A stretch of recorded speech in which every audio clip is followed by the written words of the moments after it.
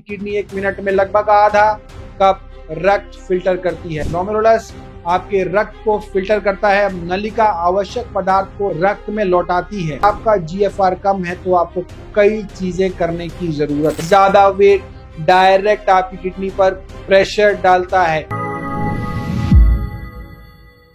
Home remedies GFR level को बढ़ाने के लिए, अगर आपका जीएफआर ग्लोमेरुलर फिल्ट्रेशन रेट कम रहता है तो क्या आप भी अपने जीएफआर को इंक्रीज करने के लिए होम रेमेडीज जानना चाहते हैं? तो कुछ तरीके हैं जिनसे आप इसे नेचुरली इंक्रीज कर सकते हैं और आज इस वीडियो में हम इस टॉपिक को डिस्कस करने वाले हैं। लेकिन सबसे पहले हम जानेंगे कि जीएफआर होता क्या है। जीएफआर लेवल कम रहता है अगर आपका, तो यह बताता है कि आपकी किडनी ठीक से काम नहीं कर रही है। लेकिन इसमें घबराने की कोई बात नहीं है, क्योंकि कुछ चीजें करके आप इसे पहले की तरह नॉर्मल करने का प्रयास कर सकते हैं। लेकिन सबसे पहले हम जानेंगे कि जीएफआर क्या है।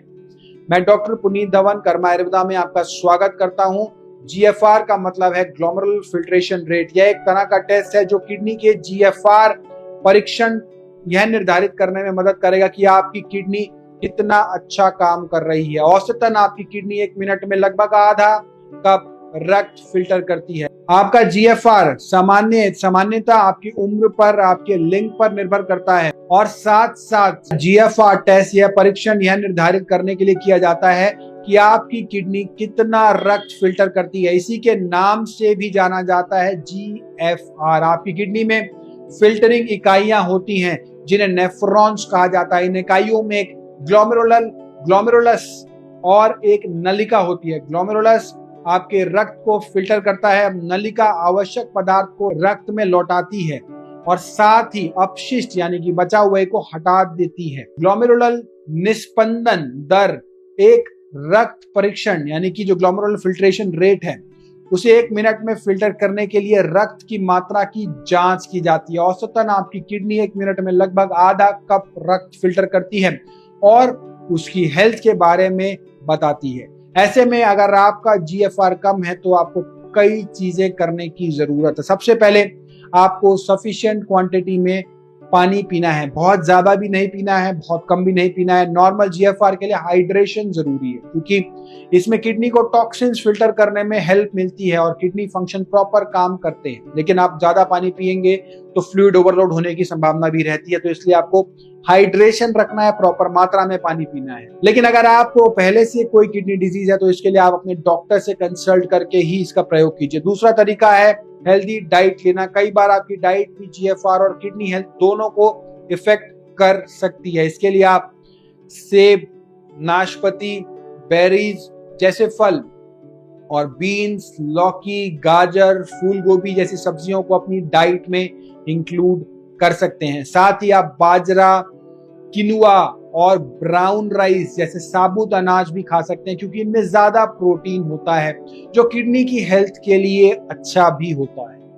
अगला तरीका है फिजिकल एक्टिविटी। फिजिकली एक्टिव रहने से आपका ब्लड सर्कुलेशन इंप्रूव होता है और इससे आपकी किडनी फंक्शन को भी सपोर्ट मिलता है।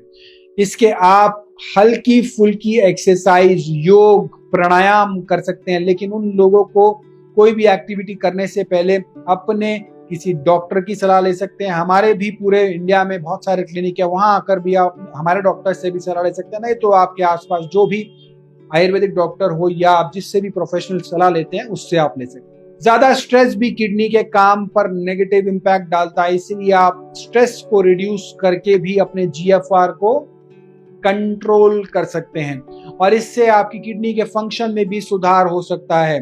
अब इसके लिए भी कई तरीके हैं, जैसे प्रॉपर नींद लेना, ब्रीदिंग एक्सरसाइजेस करना, मेडिटेशन करना, म्यूजिक थेरेपी करना।